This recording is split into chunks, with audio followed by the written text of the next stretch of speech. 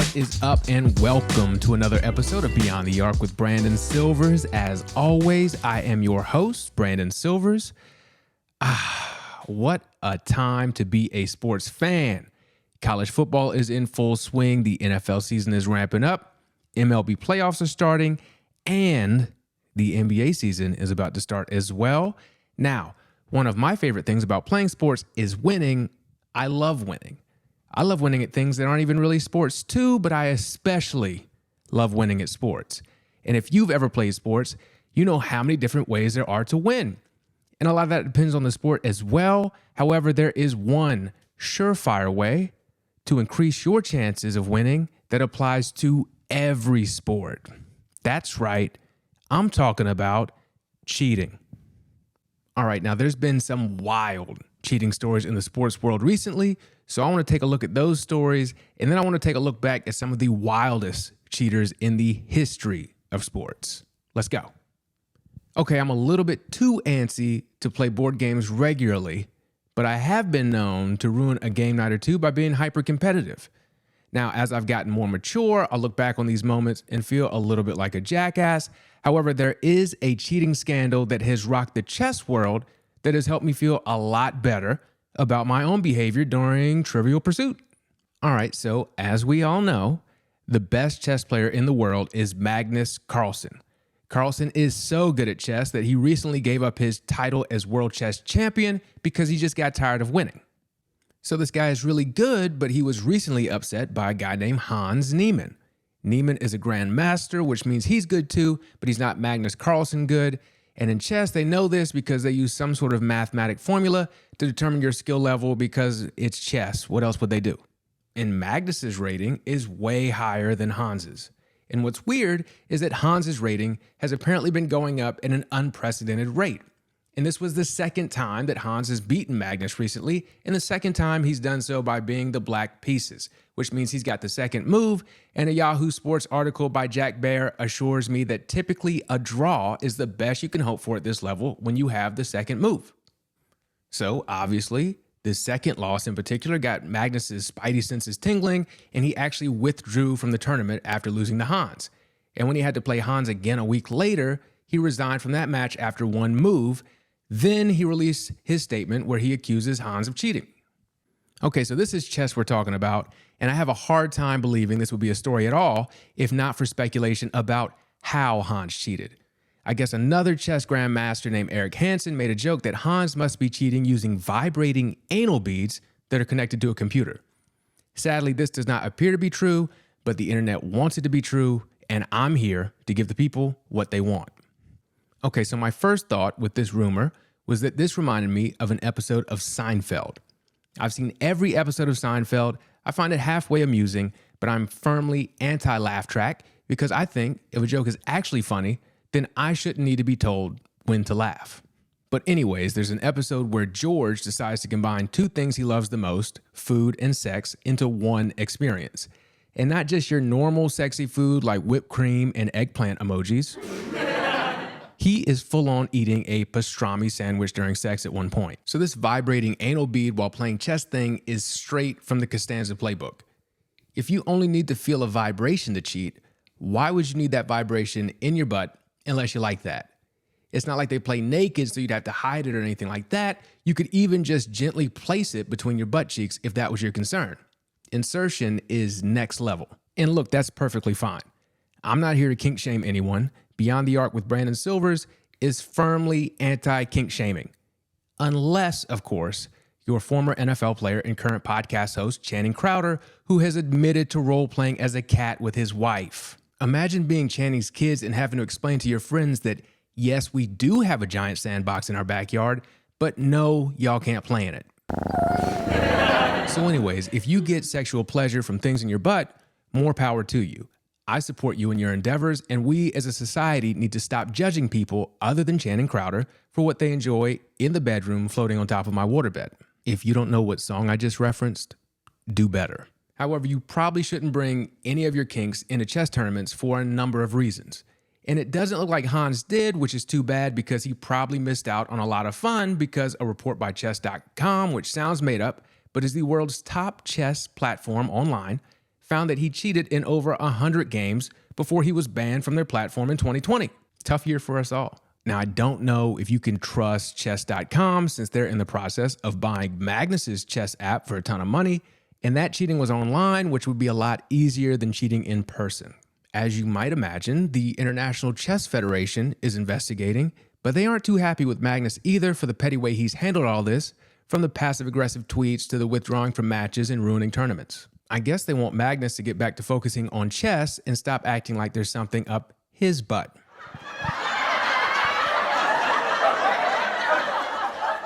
But wait, we have another cheating scandal in something that some people consider a sport.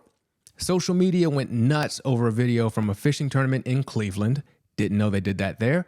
I will try to describe this video in a way that does it justice. Okay, so it opens up with one guy wildly yelling and gesturing at another guy who is kind of just standing there taking it. There's a great deal of yelling and cursing from the crowd as well.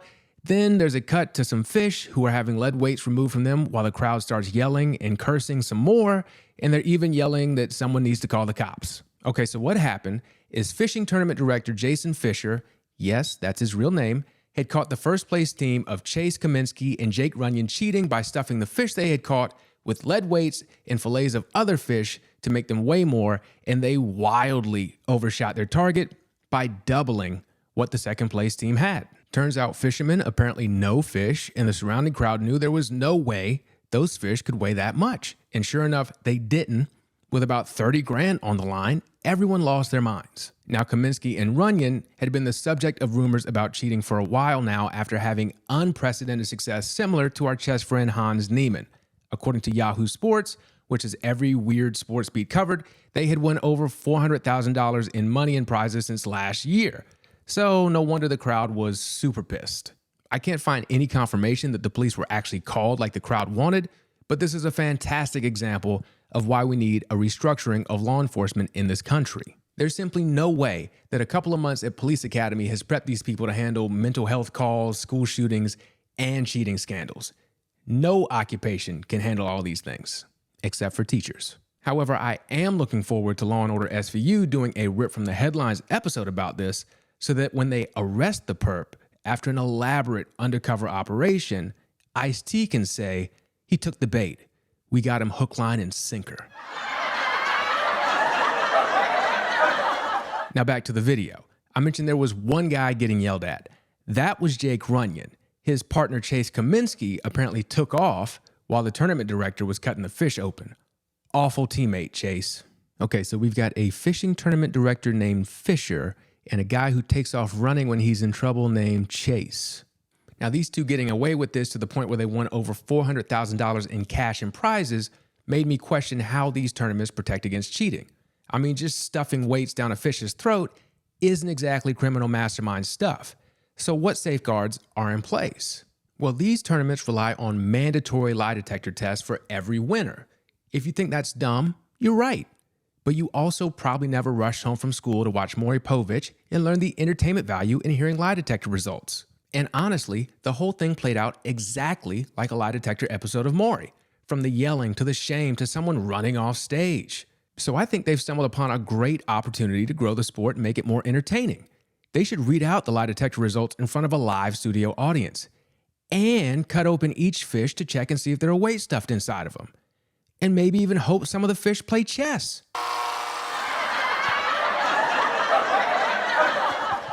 Now, with all these entertaining sports cheating scandals, I'd hate for us to forget about sports cheaters from the past. You've got figure skater Tonya Harding, who orchestrated an attack on her biggest competitor, Nancy Kerrigan, prior to the 1994 Winter Olympics. So Harding and her ex-husband Jeff Gillooly hired a guy to injure Nancy so she wouldn't be able to compete. Their hitman ran up on her and hit her on the knee with a pipe. This is etched in my mind because 5-year-old me thought that they used a corncob pipe. That would have been only slightly more ridiculous than this clunky-ass plan, which did result in Kerrigan missing time to recover, but she came back in time to win the silver medal at the Olympics, and Harding came in 8th. After finally confessing to her role in the attack, Harding was banned for life from figure skating by the USFSA. I think that might be FASFA, I don't know. Now, there was some confusion on my part about whether or not stuffing lead weights into a fish is a crime, but I'm fairly confident that orchestrating and carrying out a physical attack on someone is. Turns out I'm right, and everyone involved entered guilty pleas for their role in the attack. Tonya was sentenced to 3 years probation, a $100,000 fine, and 500 hours of community service. After having her livelihood taken away, rightfully so, she did all kinds of things to make money off of her infamy. She was one of the first celebrities to try to blow up off of releasing a sex tape. Just joke. Was on a variety of those I Love the 80s type shows, did celebrity boxing, and finally had a true resurgence when I, Tonya, a film about her life, was released in 2017. Tonya was played by Margot Robbie, and Allison Janney won an Academy Award for her role as Tanya's mother. This led to an appearance on Dancing with the Stars, where Tonya finished third without hitting anybody in the knee. Shout out to Tonya for appearing to get her life back on track, and most importantly, showing the fish guys what their road to redemption is going to look like. Speaking of people I would like to hit in the knee, the Houston Astros won the World Series in 2017. I know this because they beat my Los Angeles Dodgers to do though, and they did so by cheating their entire asses off. Okay, so sign stealing is when someone gets the signals between the pitcher and the catcher so they can let the batter know which pitch is coming. Sign stealing has been a part of the game for as long as baseball has been around, and it falls into one of those unwritten rules gray areas. However, that's only if you use your own eyes and ears to steal the signs and then relay them to the batter using gestures or something. And you have to be on the field of play when you're stealing signs, and even then, someone might get hit in the ribs depending on Brian McCann's mood that day. The Houston Astros decided it'd be a hell of a lot more effective to use technology to steal signs, and they were right. They would have guys watching a live feed of the game behind the dugout to decode the other team's signs. When they figured the signs out, they would loudly bang on a trash can with a bat, not a corncob pipe, to let the batter know which pitch was coming.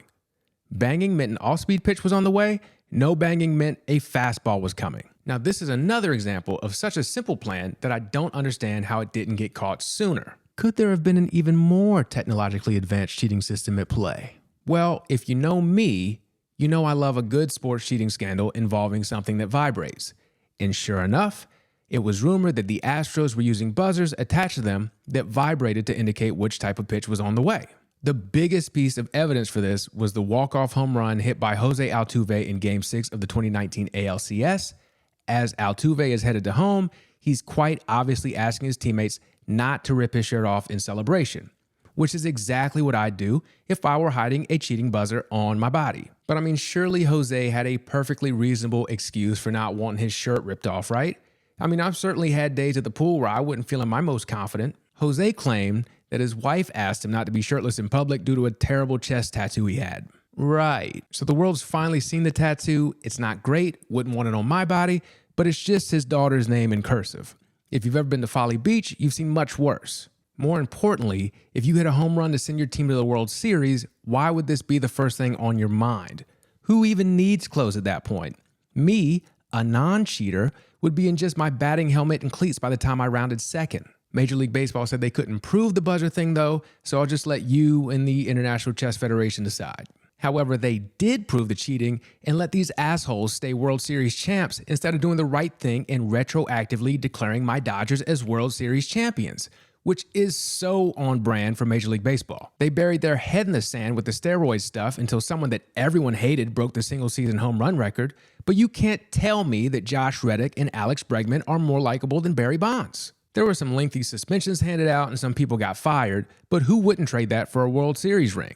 And for that reason, I cannot let the world forget how terrible each and every one of those Astros is, and also how Major League Baseball stings out loud when it comes to punishing people for cheating. They'd turn their heads at a fish full of lead weights if the fisherman was a beloved Red Sox player. Sorry for that tangent, let me reel it back in. So we've talked about present-day cheaters, we've talked about cheaters from the past, but I want to end by talking about one of the most flagrant sports cheaters of all time. I mentioned Bonds, but it's not him, and it's not one of any number of track and field athletes or any athlete from Russia. And it's not even Lance Armstrong, a man so great at cheating that he made Americans pretend to care about cycling, but not quite to the point of updating our infrastructure to make it a truly viable method of transportation, particularly in communities of color or lower income. A man whose cheating had us saying France instead of France. A man whose cheating was so prolific that it almost led to a cure for cancer and whose downfall led to several episodes of PBS Kids show Arthur being pulled from air.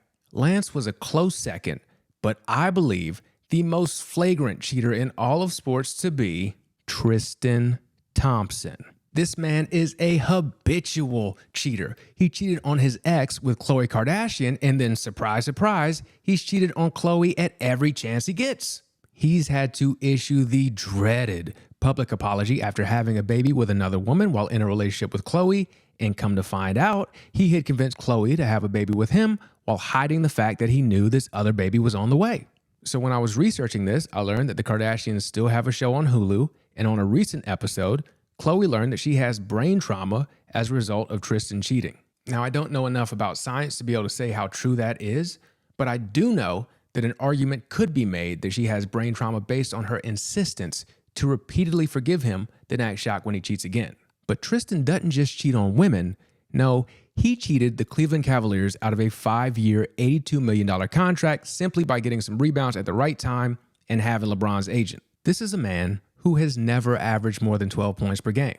He hasn't played more than 57 games in 5 seasons. He has no discernible basketball skill outside of being big enough to get some rebounds. He is 6'9", and he almost set a record for having his shot blocked one year. And he wears the second biggest mouthguard in the league behind Al Horford. He's such a bad shooter that the Cavs asked him to switch shooting hands one year. Do you know how bad you have to be at shooting for someone to ask you if you're sure you're using the correct hand? And then you want to know what happened after that? They made him switch again. This dude can't even stay faithful to his shooting hand.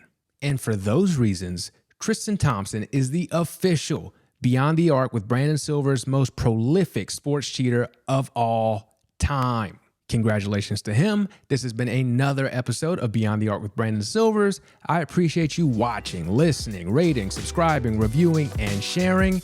Get outside, enjoy this fall weather, watch some scary movies, and I will catch you next week.